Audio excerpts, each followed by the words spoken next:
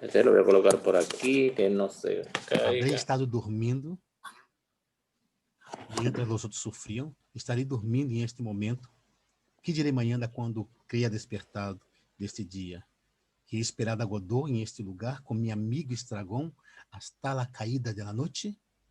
E aqui, esperando a Godot, não, esperando ao dramaturgo, filólogo e docente Antônio Morales Montoro. Hola, Antonio, muchísimas gracias por participar de nuestra charla. ¿Cómo estás? Hola, Clever, muy bien. Aquí resolviendo los asuntos técnicos Sí. mientras esperamos a Godot en común. Ahora está funcionando bien. Antonio, me gustaría saber un poco cómo tú como docente, como dramaturgo, eh, eh, como profissional do teatro, está vivendo esse processo tão largo desta pandemia, não, provocada por o COVID.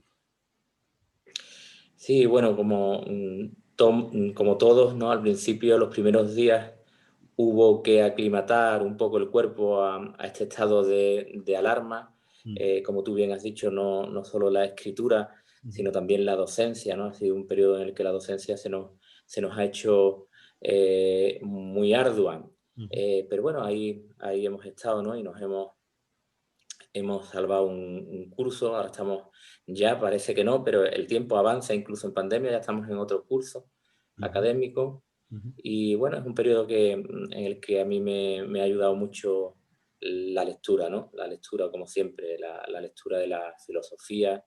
He vuelto a Bauman, a Byung-Chul, a Wittgenstein, que reflexionaba mucho sobre la palabra, la poesía, y bueno, tenemos ahí un baúl lleno de letras, de dramaturgos, poetas, filósofos, que ha sido como una tabla de salvación perfecta.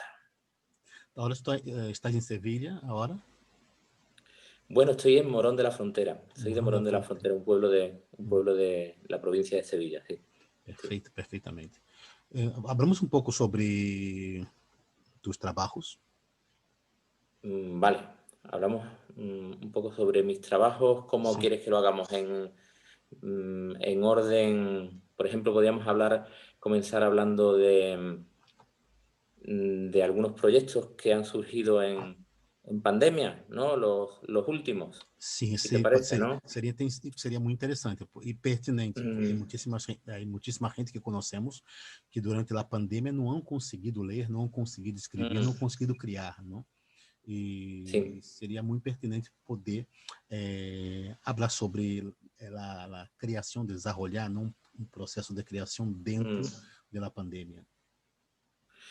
Bueno, sí, ese periodo de aturdimiento que hemos vivido los creadores, yo creo que sí que ha sido necesario en los primeros días, ¿no? Lo que pasa es que después reflexionas y a través del teatro, la filosofía, te das cuenta de que, bueno, si la obra de arte es parte de la vida también tiene que formar parte de la reflexión artística, ¿no? Y te das cuenta, sobre todo, bueno, tuve la suerte de que en realidad los trabajos me vinieron de propuestas, ¿no? Eran inducidos, trabajos colectivos e inducidos. Eh, y cuando me los planteaban, sentí que es que era necesario colocar en la asamblea los temas importantes. Eh, y aunque no haya distancia para la reflexión, hay que ponerlos en la asamblea, porque nos interesan y nos interpelan, ¿no? Y en ese periodo creativo de pandemia, pues hemos sacado adelante un par de libros. Tengo por aquí los que los he preparado. El primero fue el de los días sin abrazos, en Ediciones Invasoras, que son 25 obras de teatro en confinamiento, de autores muy diversos. Aquí están, y de muchas partes del mundo, ¿no? Están, pues, Carmen Avisanda, Mariela Anastasio, Laura Paricio, Amélie Bloom, Jaime Chabauz, Alberto de Caso, Oscar Galán, etcétera. No sigo con todos los nombres para no ponerme muy pesado, Só ¿vale? mostra um pouquinho. Só ¿Qué? mostra um pouquinho o livro para que podemos ver. De los días A sin los días sin abrazo. abrazos, fantástico. Muy Días bien. sin abrazos en Ediciones Invasoras. Este es un proyecto colectivo. Yo participo en él con una obra que se llama El Brazalete Azul, que si recordáis, hubo unos días en que a alguien se le ocurrió la brillante idea de a los chavales autistas o con alguna diversidad funcional, cognitiva, o como le queramos llamar, se les pusiese para salir a la calle un brazalete azul, ¿no? Entonces a mí me vino inmediatamente el paralelismo con los campos de concentración y con las estrellas amarillas, y de eso trata esta obra de teatro con la que participo, Los días sin abrazos.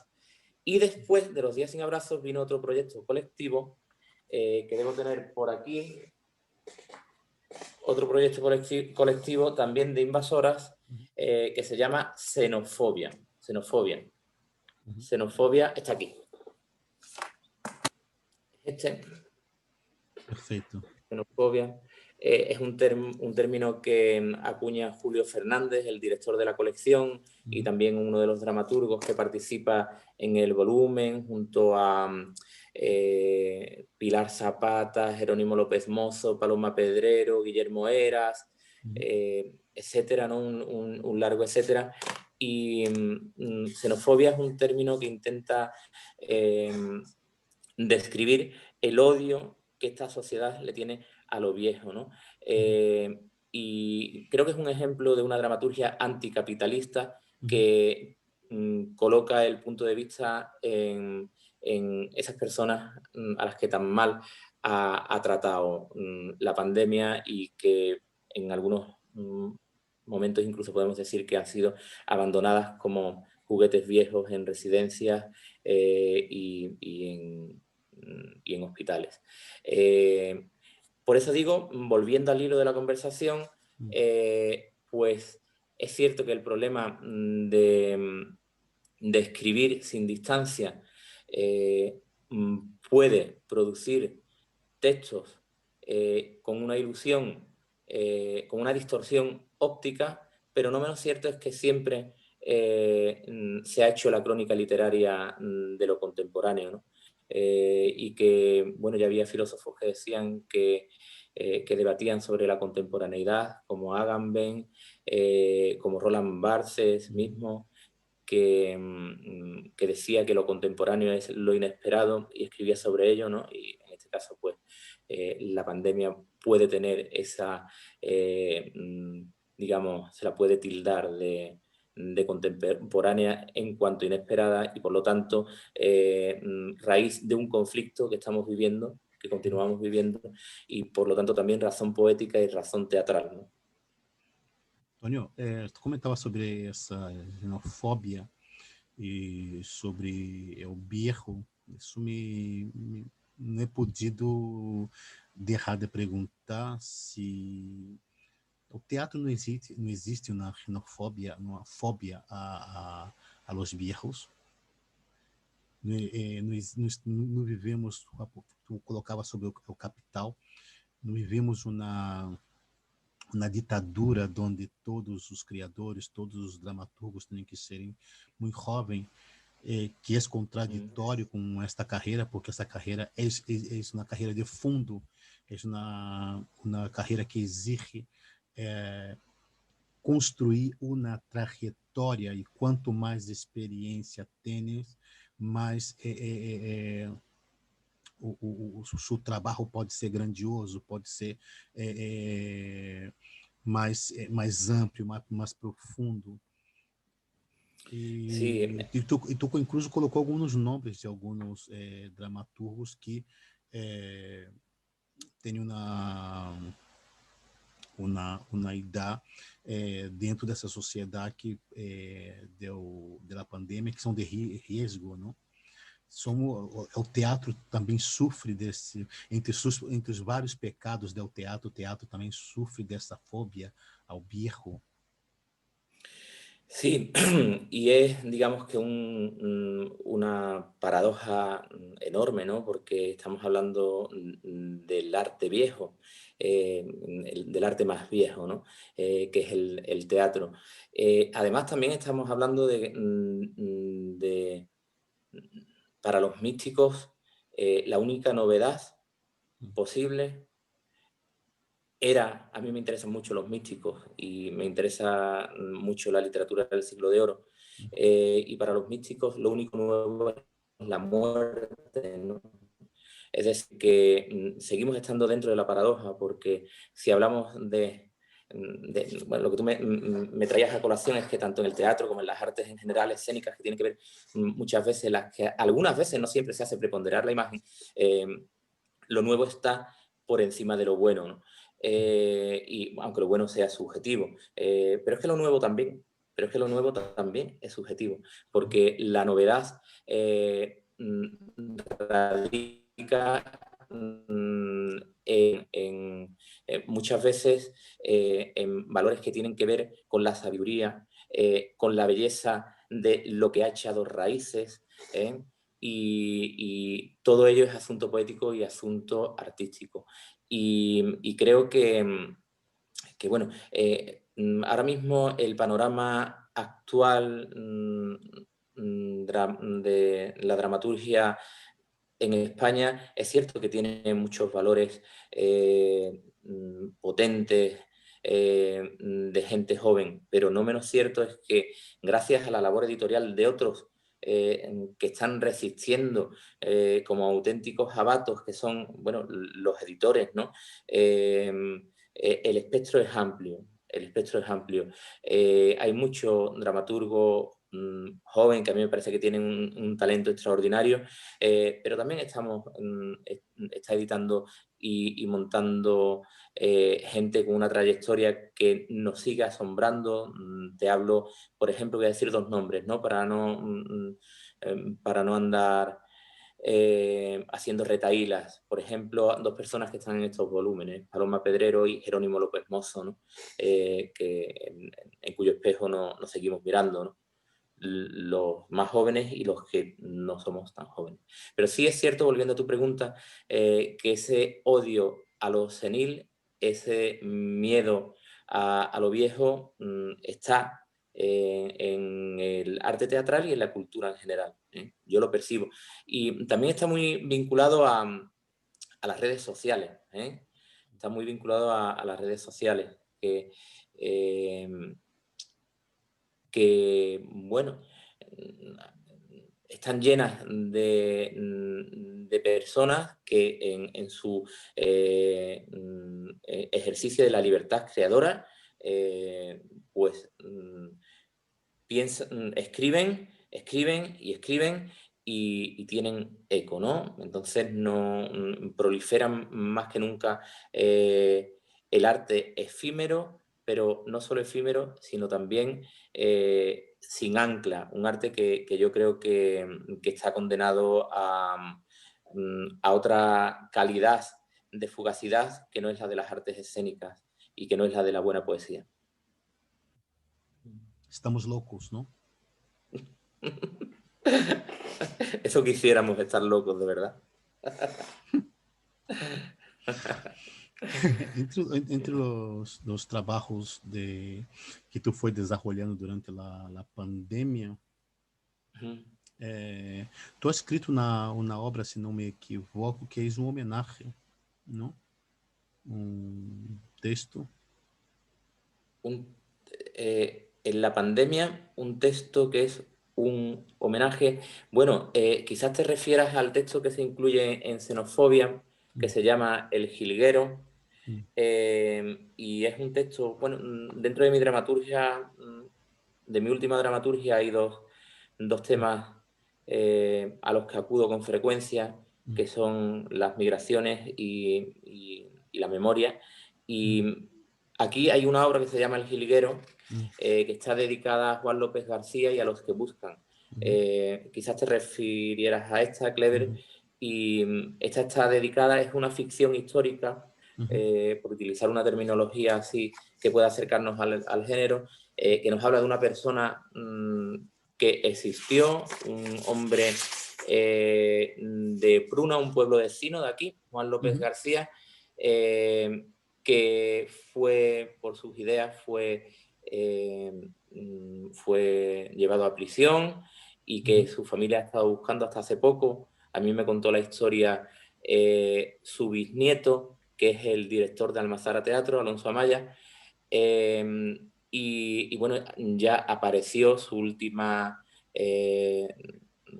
el último lugar en el que estuvo, que fue en el que lo asesinaron, en la isla de San Simón de Galicia, pero eso lo hemos sabido hace poco. Y bueno, es una ficción histórica, digo, porque esta obra habla de personas que no pudieron despedirse de sus hijos en la Guerra Civil Española,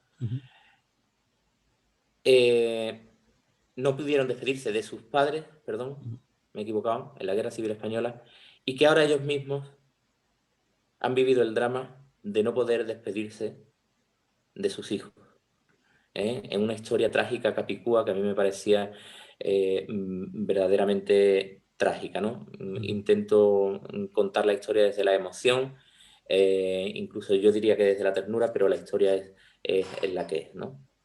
Y me imagino que te referías a esta obra. Exatamente, porque eu pensei, havia quando escutava desta obra, me veio uma pergunta que era de Beckett, que dizia como era, que é o que sei sobre o destino sobre o destino do homem, não? E creio que existe uma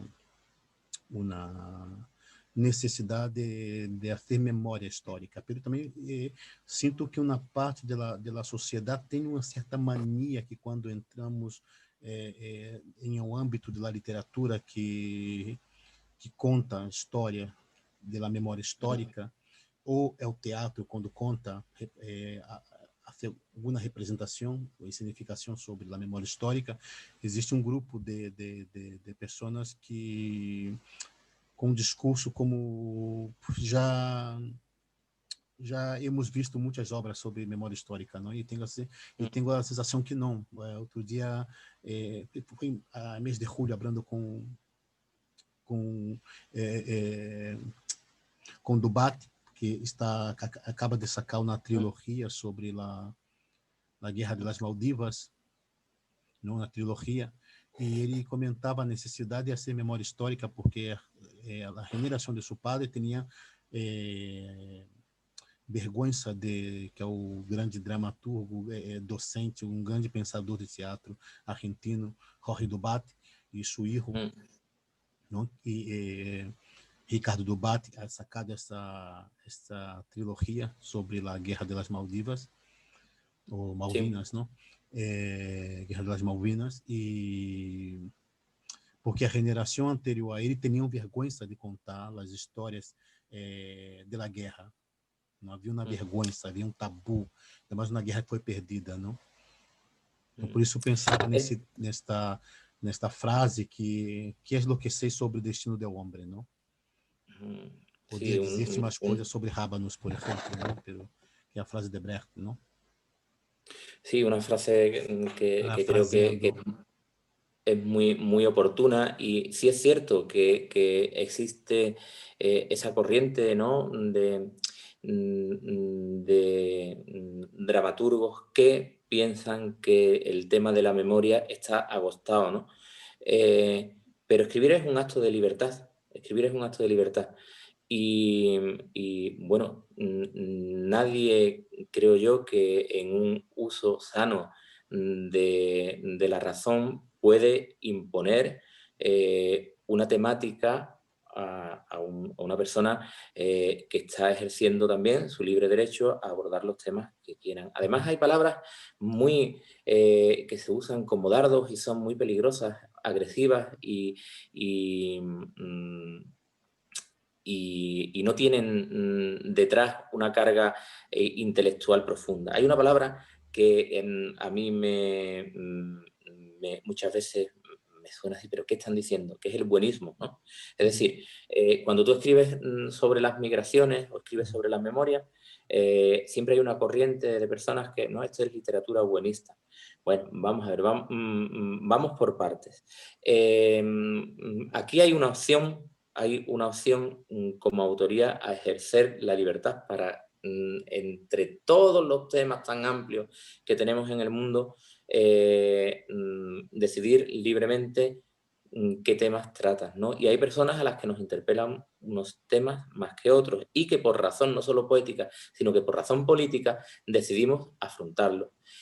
¿Por qué decido yo afrontar este tipo de teatro? En primer lugar,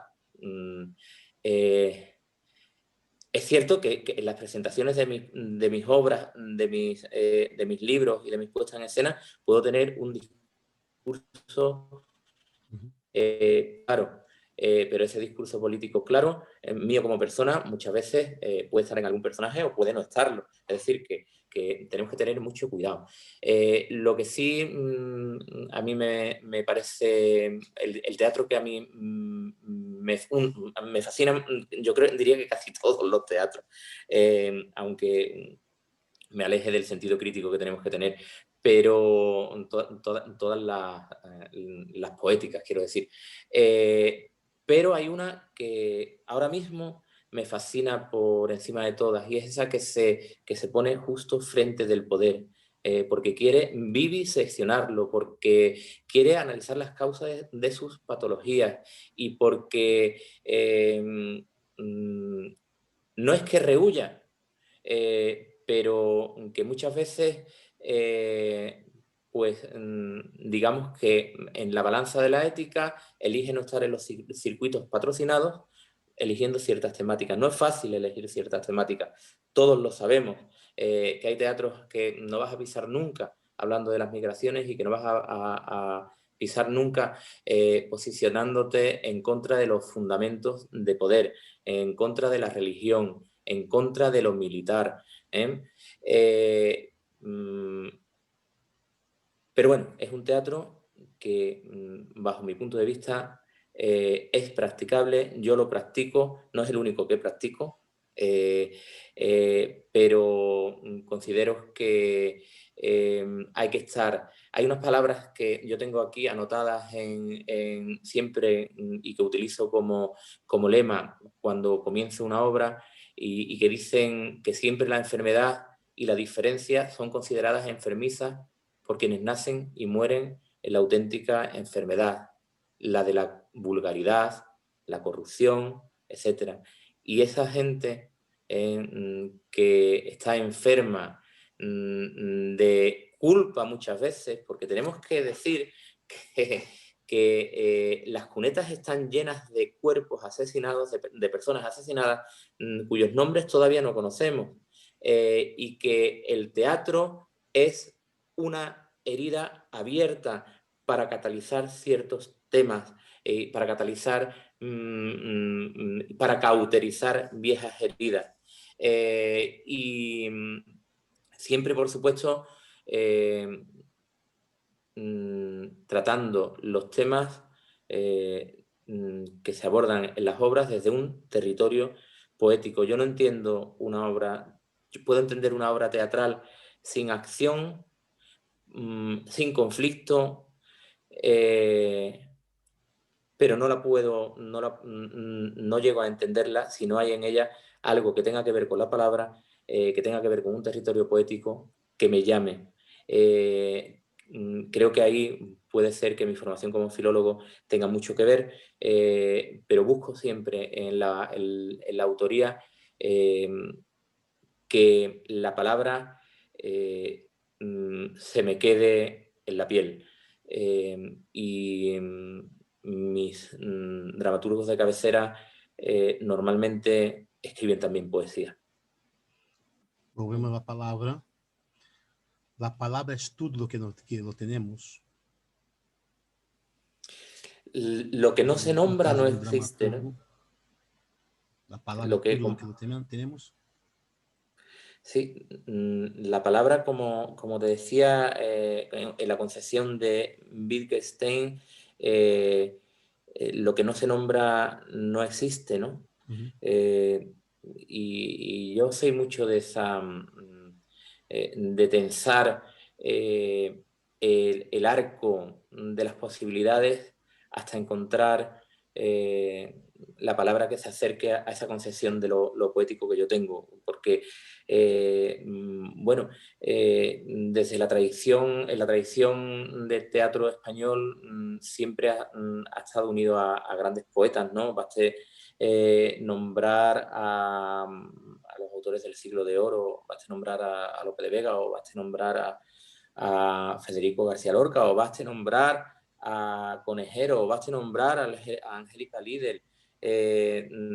Siempre la tradición ha estado imbuida de poesía, y es en esa tradición en la que a mí me gusta pensar que puedo aprender algún día a escribir teatro.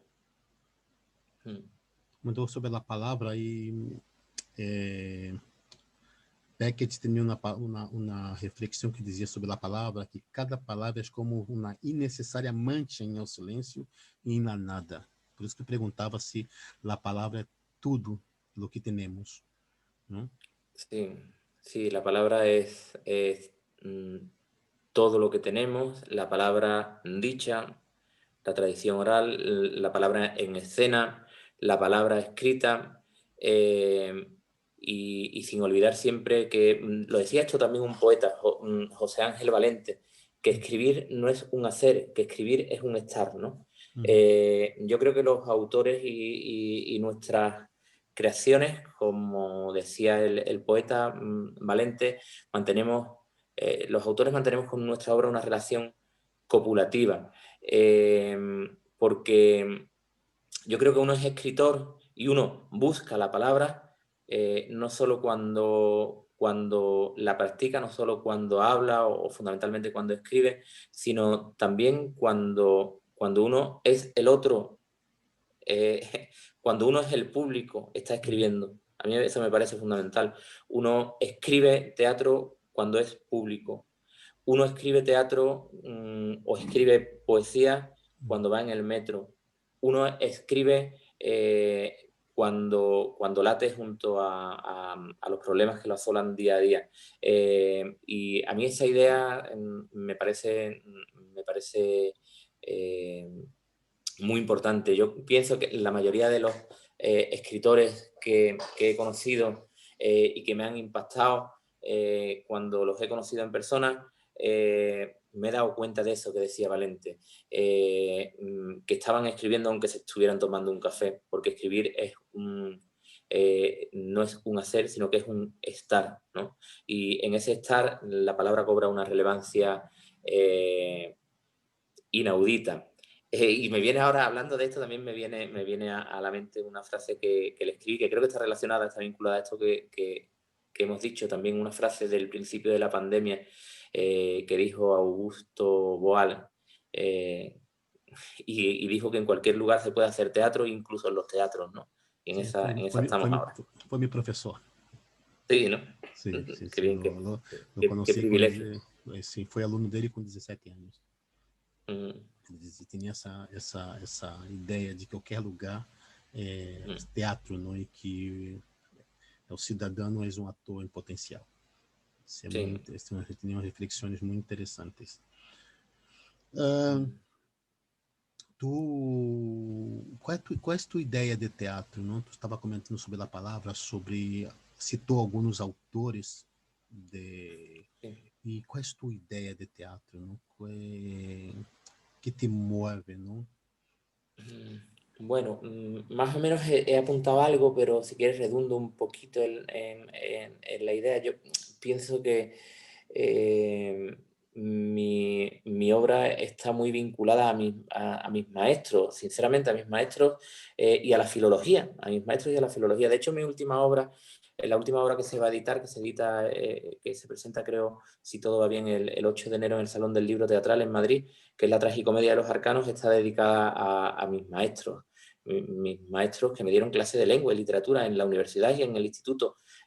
Paco Rivero, Dolores Arias y Marta Palenque, porque ellos me abrieron el universo que habito, el universo de los libros. Y yo como dramaturgo me siento heredero de esa tradición que te he dicho, que comienza en el auto de los Reyes Magos y termina, por poner un nombre que todos conocemos, el hijo, por ejemplo, Angélica Lidl, que ya empieza en el auto de los Reyes Magos y no es que termine, no quiero decir eso, ¿no? Sino que tiene ese amplio arco. Y yo admiro profundamente a la autoría contemporánea, a la gente del teatro del Astillero, a Raúl Hernández, Luis Miguel Fernández, bueno, ya he mencionado a Mayorga. Admiro profundamente a mis contemporáneos con los que me puedo tomar un cafelito o una cervecita y me enseñan muchísimo. A Alfonso Zurro, maravilloso. A mi paisano, bueno, del puerto, Juan García Larrondo. No hay quien escriba comedia como Juan. Bueno, me estoy dejando llevar por la pasión, ¿no? Pero a Moreno Arenas, a Antonio Álamo, a gente que he tenido oportunidad de conocer y que han ejercido sobre mí un magisterio directo. Entonces, siento que estoy unido también a mis compañeros de lo que ahora se ha dado en llamar la generación Romero Esteo, pues, por ejemplo, Miguel Palacios, Salvatierra, Gracia Morales, Carmen Pombero, Tomás Afán, gente que está mostrando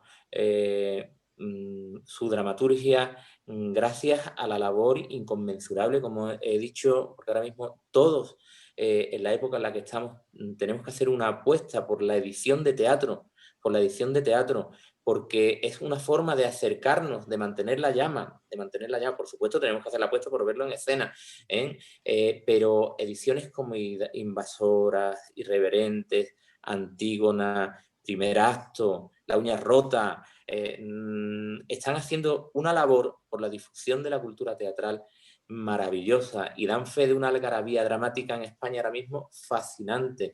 Y creo que todo eso hay que ponerlo en valor, ¿no? Creo que más o menos, bueno, no quisiera dejarme atrás que como filólogo yo me siento deudor de nuestro siglo de oro. Me encanta la escritura en verso. Me encanta Álvaro Tato, que no lo he mencionado todavía, Ron Lala y teatro. Y intento practicar la escritura, el arte lo pesco. La primera obra que voy a editar y que posiblemente ya hay proyectos de montarla en verso es esta que te he dicho, La Tragicomedia de los Arcanos, que se edita próximamente. Y bueno, mencionar sobre todo a nuestro siglo de oro, que yo creo que sobre mí es un fanal que está siempre interpelándome y alumbrando mi camino. No sé si seguiré las sendas bien, porque soy un poco miope, pero yo lo intento. Y después también hay algo que me parece que es que uno mismo debe ser el primer sorprendido con las cosas que escribe. Y en ese sentido, creo que la técnica siempre es liberadora. La técnica siempre es liberadora. Porque los artistas somos muy libres y cuando tenemos algún corsé intentamos liberarnos de las bridas y al hacerlo, a ver si lo explico bien, llegamos a imágenes que estaban ahí pero que desconocíamos porque tenemos que tensar nuestro mundo interior. Es decir, yo adoro la gente, por poner un ejemplo relacionado con la poesía, adoro la gente que deconstruye los sonetos, pero la adoro mucho más si conoce que es un soneto, si conoce que tiene 14 versos, que son endecasílabos y que tienen rima consonante.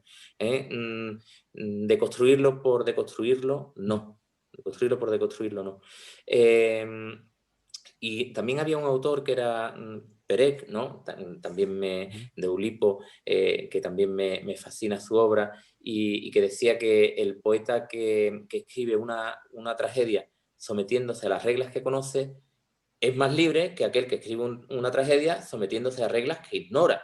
Y a mí eso me parece una verdad de libro.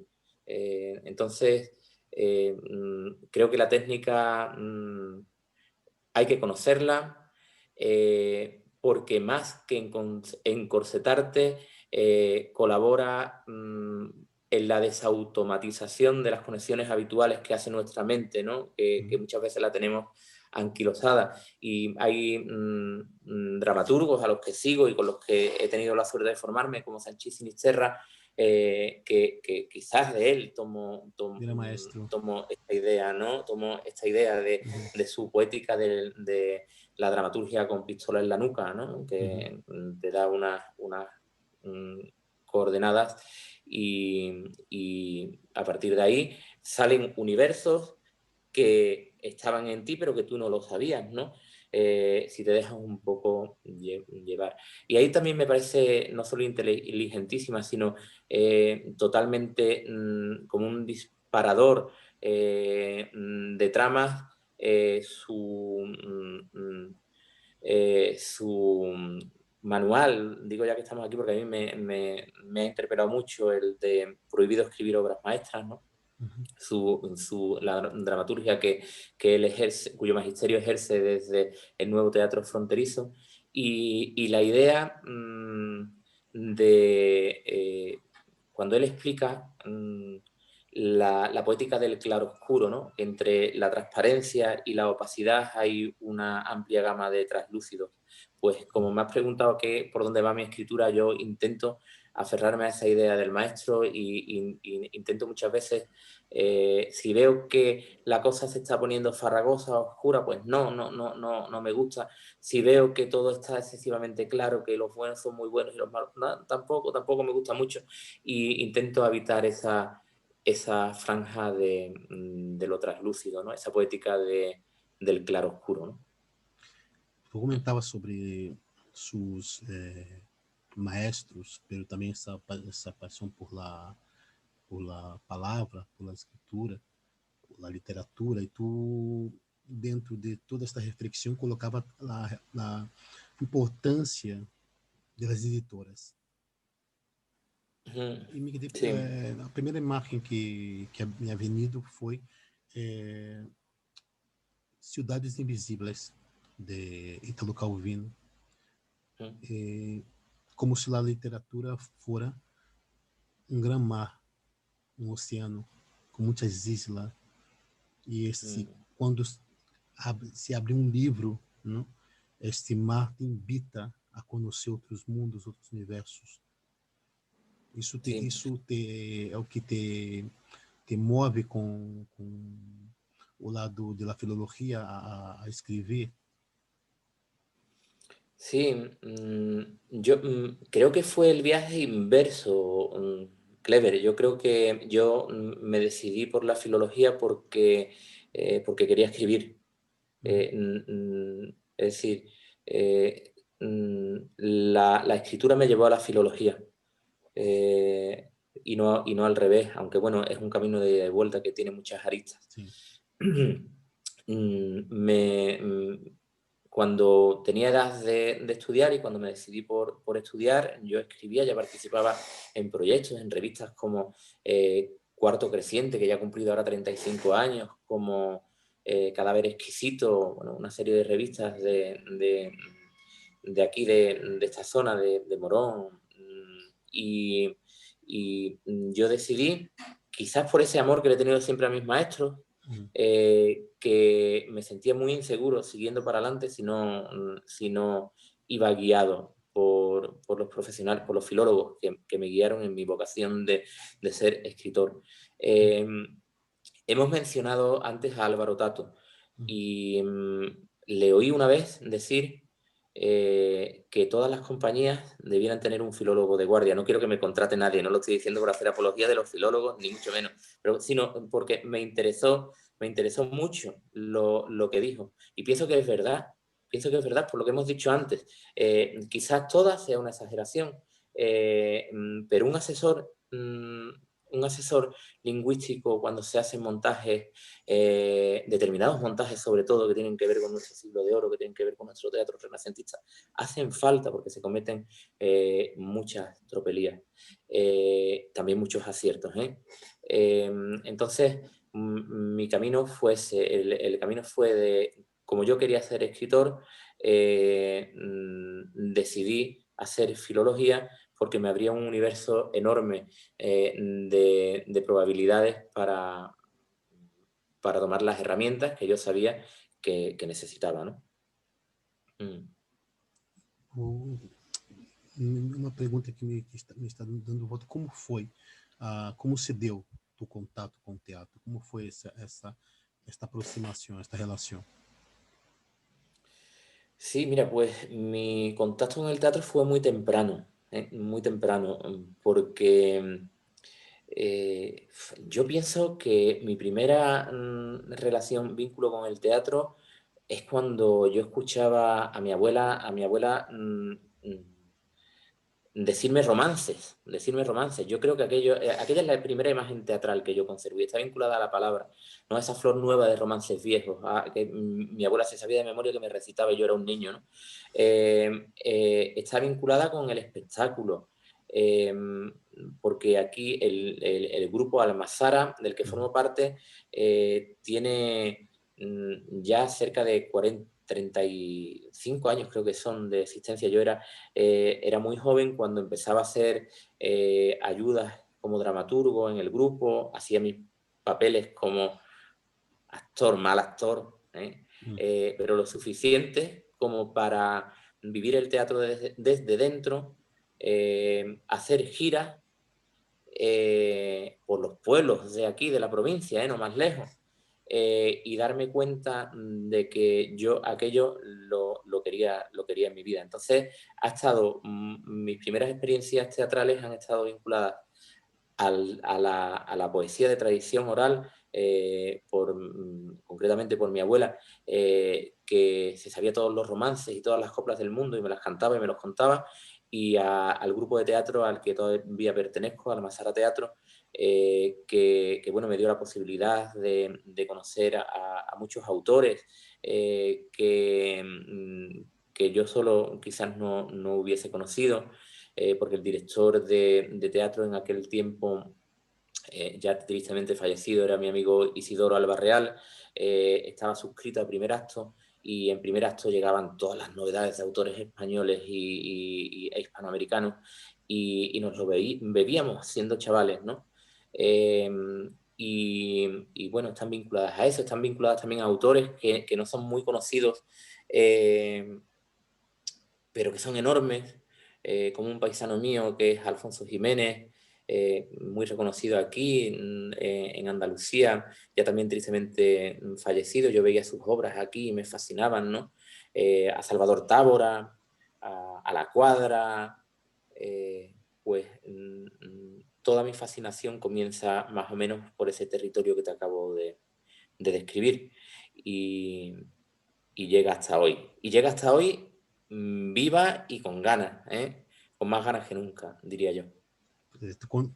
Has conocido as vísceras, as entranhas do teatro, né? Então seguramente está de acordo com a frase prova ou experimenta outra vez, fracassa melhor. Está de acordo com esse pensamento? Totalmente, totalmente. Yo siempre he dicho que ninguno de mis textos no voy a vender bien, pero siempre digo que todos mis textos son erráticos. Siempre digo que todos mis textos son erráticos. Son erráticos. Pero tienen algo bueno, y es que aprendo de ellos lo que no debo hacer en el siguiente. La escritura continua y la apertura de ojos hacia los maestros y hacia los textos y hacia la escena y asistir es la escuela fundamental. Encuerpar el texto, ¿no? Cuando un texto tuyo es dicho por una voz, por un cuerpo, se transfigura toda tu idea primigenia y ya es otra cosa, ¿no? Y en esa escuela estamos siempre. El aprendizaje verdadero del teatro, porque es cierto que existe la literatura dramática, y yo la adoro, que está escrita solo para ser leída. La adoro y me encanta. Pero la lectura, alguna vez leí, no sé de qué maestro me ha apropiado esta frase, porque me las apropio de los maestros y es demasiado buena para ser mía. El teatro transcurre en el público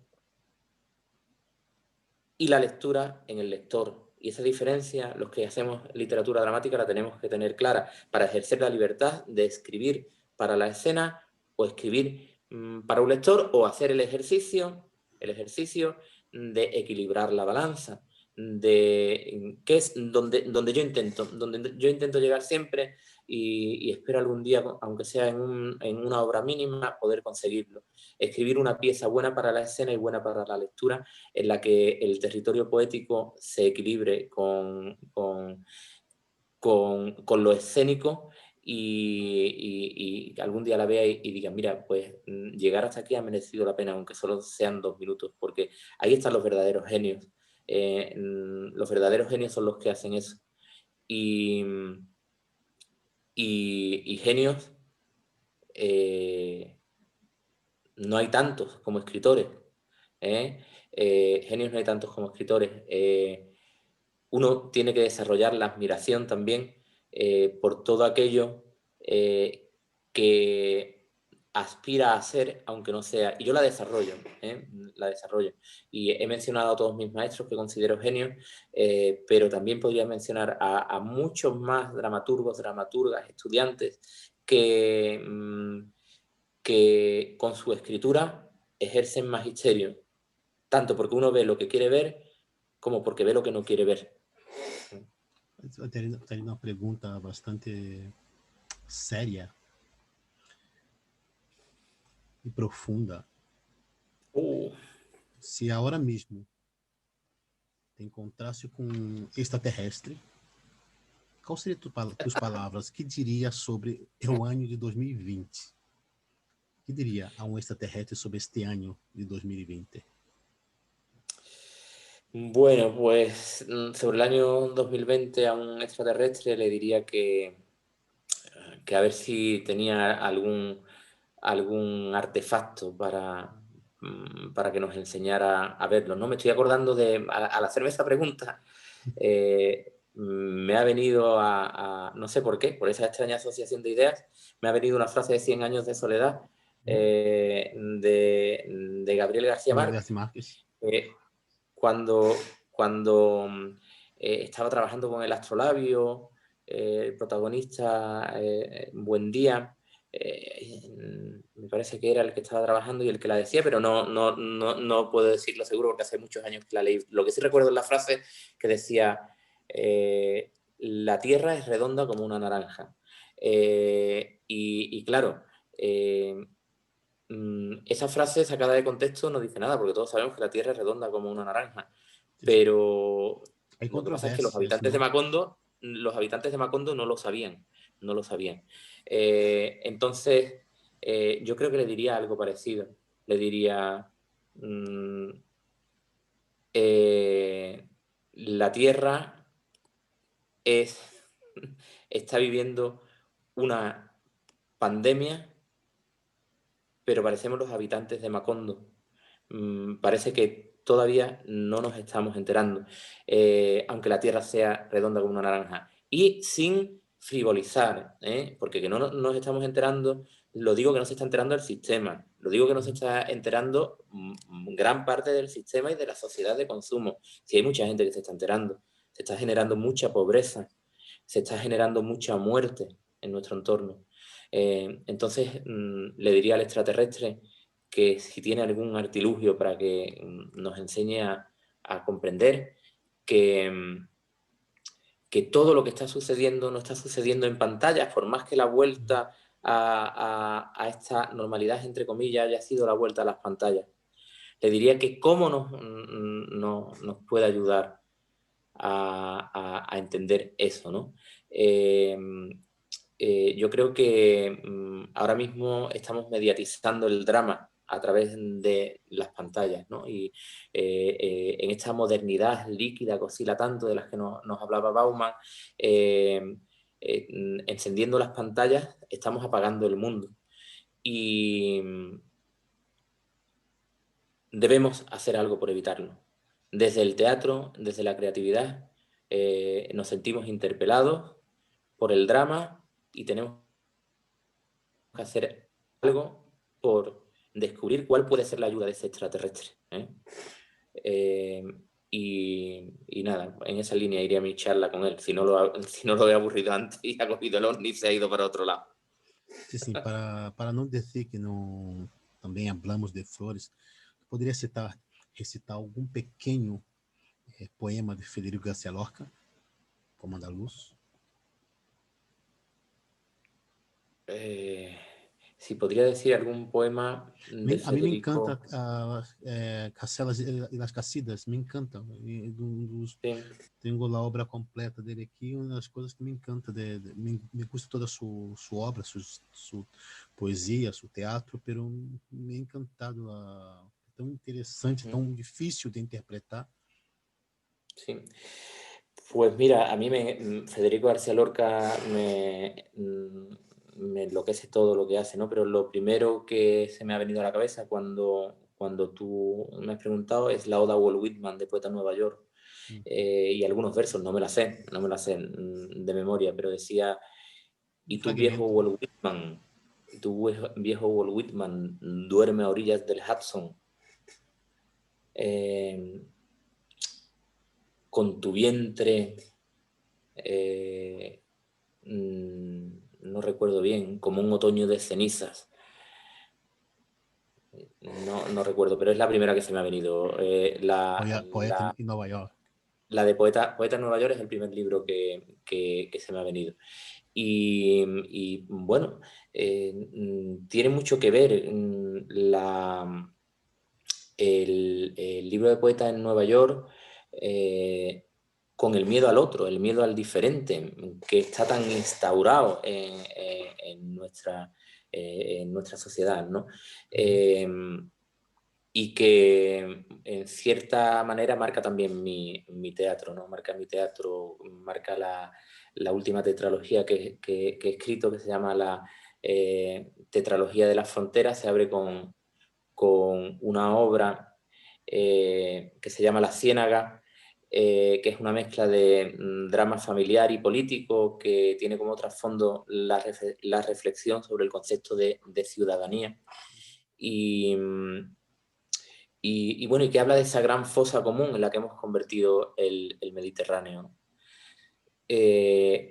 Por el miedo, por el miedo que cobra diferentes, digamos, se viste de diferentes fobias, islamofobia, xenofobia, negrofobia, LGTB-fobia, etcétera, etcétera, etcétera, etcétera, ¿no?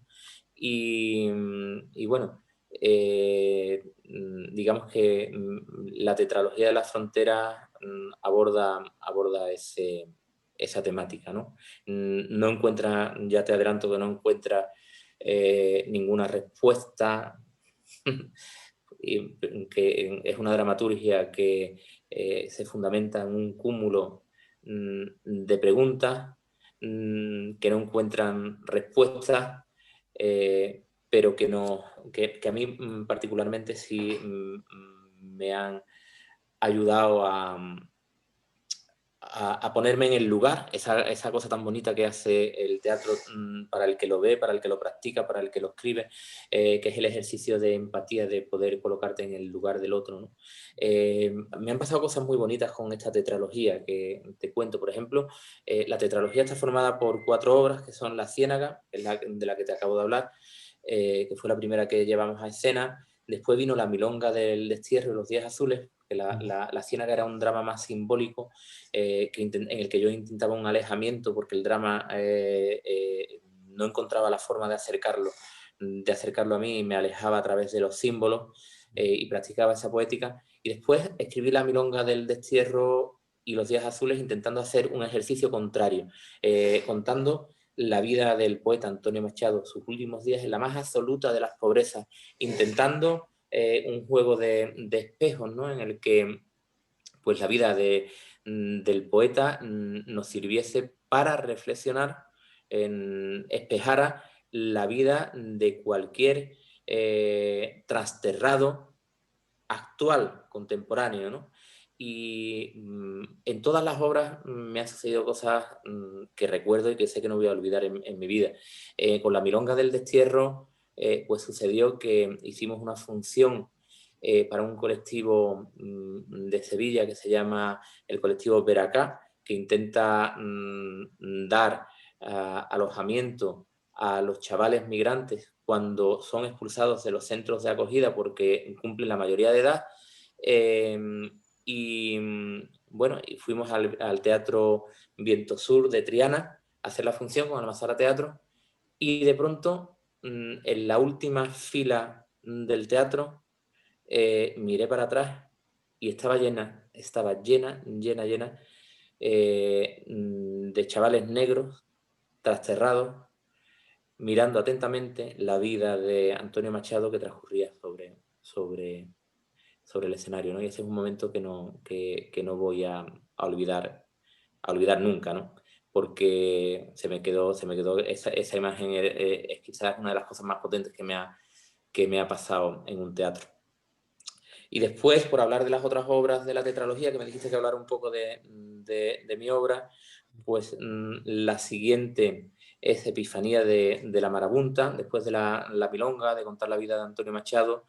Pues hay algo que a mí me sucede mucho, y es que las noticias, La Ciénaga estaba basada en una noticia, y es que el 26 de enero, el 26 de agosto, perdón, de no sé qué año ya, me parece que fue del 16, en uno de los periódicos más importantes del país, de España, apareció una noticia, y era que Angela Merkel había visitado un centro de refugiados en Alemania, no sé en qué lugar de Alemania, lo había visitado. Y en esa noticia, al final, en esa parte de la noticia que se corta los periódicos impresos si no hay más espacio, ponía, ese mismo día ha llegado a las costas una patera con 50 migrantes muertos, ¿no? Y lo ponía como una cosa sin importancia, ¿no? Estaba hablando de seres humanos, y el titular de la noticia es que Angela Merkel había visitado un centro de refugiados. Pues esa fue la noticia que a mí me hizo escribir La Ciénaga, porque ya explotó dentro de mí, yo tenía que expresar lo que había sentido. Y la noticia que me hizo escribir la tercera obra de la tetralogía, que se llama Epifanía de la Marabunta, es que aparecía de vez en cuando en los medios de comunicación. Cierto es que ya aparece menos una noticia que yo le llamo guadiana como el río, noticias que aparecen y desaparecen, aparecen y desaparecen, y era que más de 10.000 niños habían desaparecido en las fronteras del mundo. Y claro, a lo mejor al mes volvías a leer la noticia. 10.000 niños han desaparecido en la frontera. Y tú decías, pero ¿esto qué es? ¿Cómo aparece sin ningún cambio otra vez esta noticia guadiana? Y bueno, y lo que es más importante, ¿dónde han ido a parar los más de 10.000 niños, los 10.000 niños desaparecidos en la frontera con la Unión Europea? Estamos hablando de las fronteras con la Unión Europea. ¿Y cómo puede silenciarse tanta barbaridad? ¿Qué hubiera pasado si solo un niño europeo se hubiese perdido en Siria, ¿no? Y me hacía esas preguntas terribles que derivaron en la dramaturgia de Epifanía de la Marabunta. Esas dos obras, bueno, La Ciénaga, te la voy a enseñar por aquí. La Ciénaga está aquí en Irreverentes. ¿Se ve bien, Clever? Ciénaga, sí, sí. É interessante comentar também, Antônio, nós outros este projeto organizamos em cumplicidades com diferentes grupos e plataformas, criadores de praticamente toda a Latinoamérica. Sí. É um projeto amplo, ibero-americano. E seria interessante que comentassem como criadores de Latinoamérica ou de Portugal puderam aceder a tus textos, a tus obras, não? Sí, pues pueden acceder directamente desde desde la página de Contexto Teatral. Contexto Teatral. Contexto Teatral creo que es una buena referencia para ponerse en www.contextoteatral. contacto con Contexto Teatral. Ahí está casi, salvo la última obra que se va a editar ahora, que es la tragicomedia de los arcanos que te he hablado, pues hay una gran muestra de mi dramaturgia y el enlace a los textos. Creo que podría ser un buen nexo de unión. La página de Contexto Teatral con el colectivo 9 Novenos, con esa labor tan importante que hace Dani y que hace Eva por la dramaturgia contemporánea. Creo que ahí pueden buscarla. Después los textos están editados por las distintas editoriales que he dicho, y a poco que, bueno, si alguien quiere darle mi correo, no sé, como Facebook. yo aquí estoy disponible para ustedes siempre, y siempre que ustedes lo consideréis necesario, no lo dudes. Ahí estaremos. Una pregunta, porque tú tienes una carrera y tienes un material, una dramaturgia muy amplia. Y teria uma pergunta muito difícil, muito complexa. Dímela. O que significa receber un premio para ti? Pues vamos a ver. Yo me presento a premios. Me presento a premios fundamentalmente porque son un importante escaparate. Son un importante escaparate. Se ven más los textos premiados que algunas veces que los no premiados. También hay una reflexión que a mí me gusta hacer, y es que, claro, uno se pone algunas veces muy pesado con los premios, porque salen los premios que ganas. Es que es así de claro. Es que, mira, te voy a ser totalmente sincero. Este año yo me había presentado al premio de textos infantiles y juveniles de la SGAE, que ha ganado Antonio Álamo con un texto que tiene que ser maravilloso. Ese no ha salido. Al texto LGTB, con un texto que ha ganado Javier Fernández, que también tiene que ser maravilloso, también me he presentado. Lo ha ganado, a ver si no le cambio el nombre al autor, con un texto que seguro que es maravilloso. Estoy deseando leerme esos textos, ¿no? Entonces, yo creo que muchos premios ponen tu libro a funcionar, ponen tu obra a funcionar, la ponen en el escaparate, ¿no?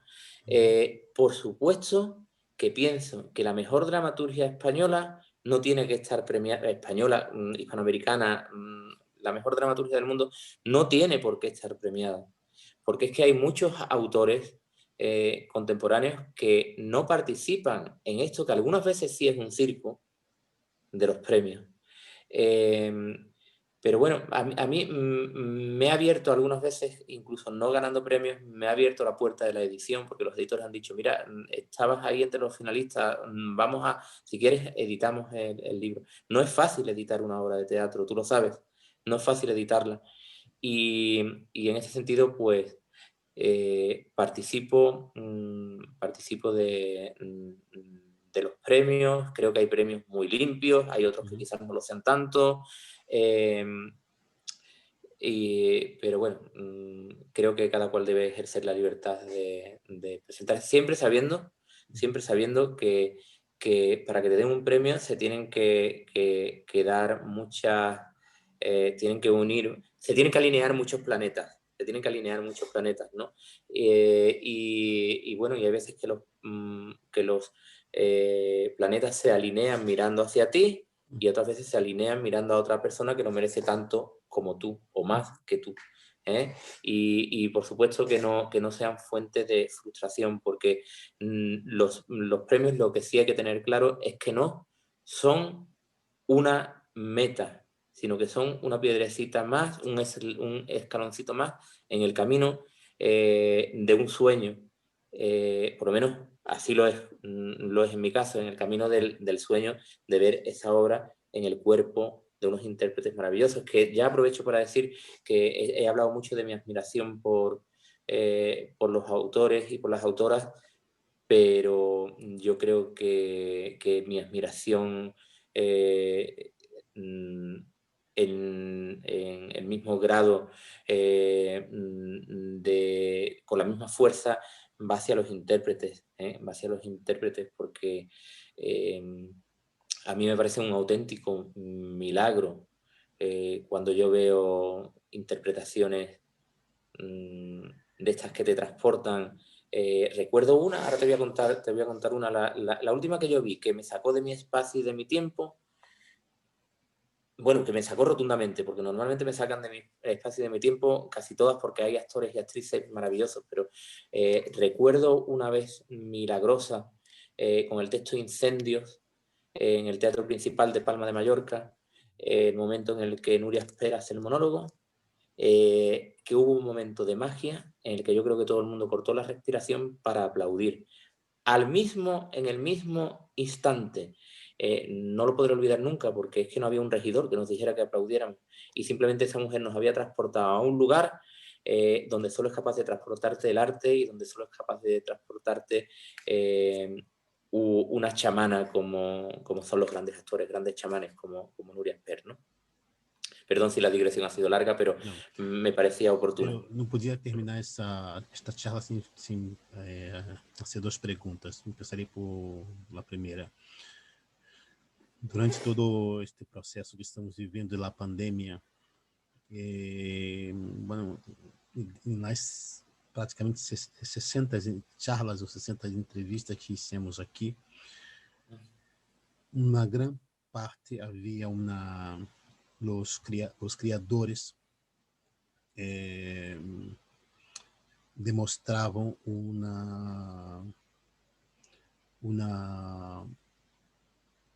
uma preocupação com o futuro do teatro e uma preocupação com o futuro da dramaturgia e uma expectativa com a abertura das salas.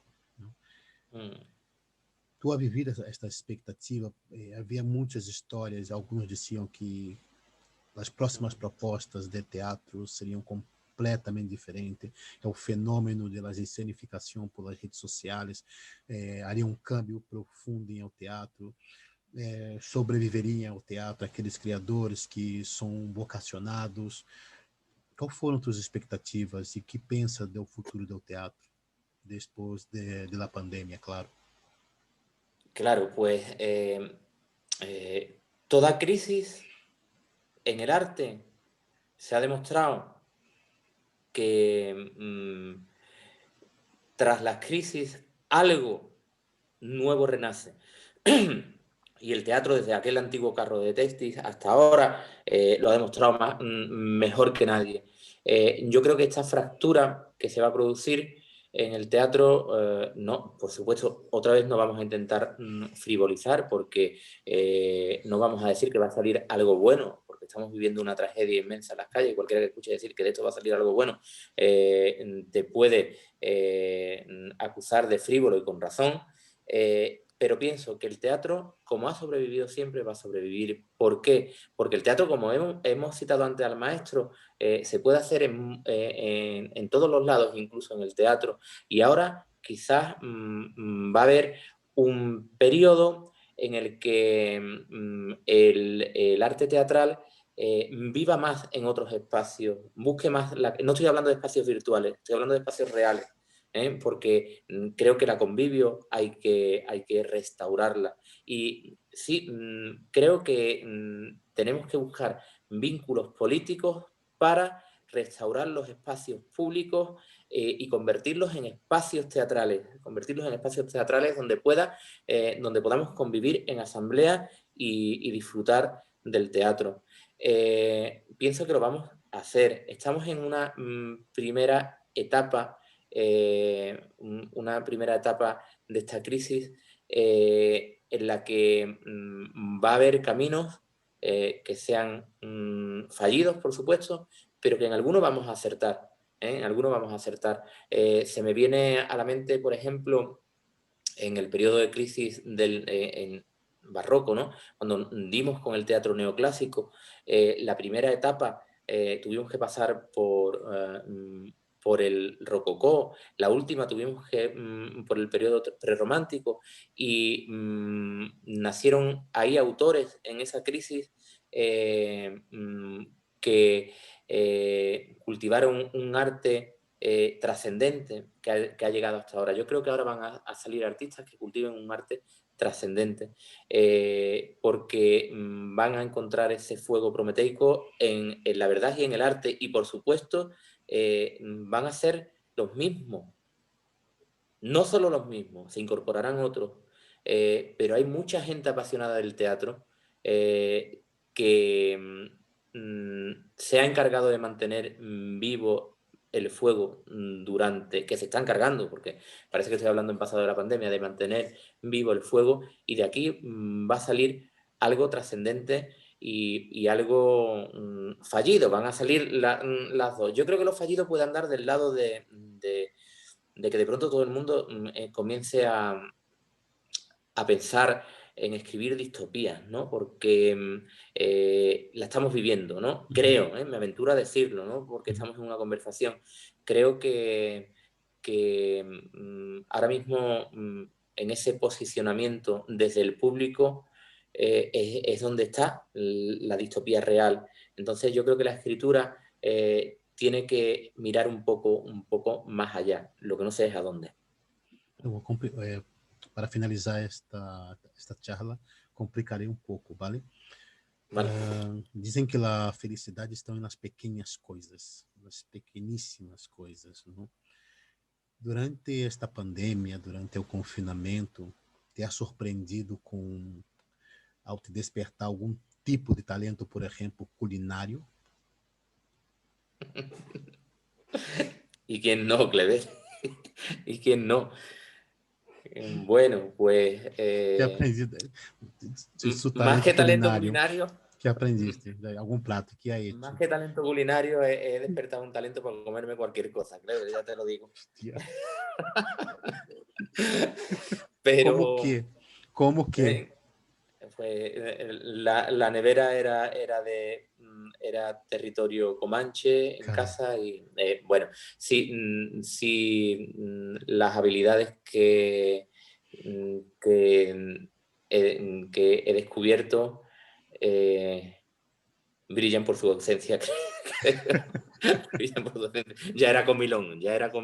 Y ya me gustaba cocinar, Fue mucho de cocina casera, de pucheritos, de potajitos y de cosas de casa. ah, muy Mm, bien. mm, Muy bien, Antonio. Muchísimas gracias por tu participación aquí. E nós estou mm. esperando a Antônio Miguel Morales, ou esperando Godot. Foi muito interessante tua participação aqui. Espero poder conhecer mais tua obra, que essa podemos ter uma aproximação depois dessa que passar tudo isto, não? E vou seguindo tu trabalho e tenho essa admiração conosco, alguns de tus maestros, alguns dos autores próximos, ou que estão ao teu redor também. E para mim também é interessante poder ser esta conexão contigo, porque este projeto é um projeto que não está aqui solo em Catalunha ou Espanha, é um projeto que organizamos em cumplicidade com Latinoamérica, não? Pues yo estoy muy agradecido, Clever, de poder hablar contigo, y ha sido una charla en la que, bueno, nos hemos acercado y ha sido muy agradable pasar un ratito contigo. Así que gracias por invitarme. Me quedei com uma frase tua, que é: incendendo a pantalla, estamos apagando o mundo. É apontado. Bom, muitíssimas gracias e seguimos em contato, ok? Seguimos en contacto. Gracias, Clever. A ti.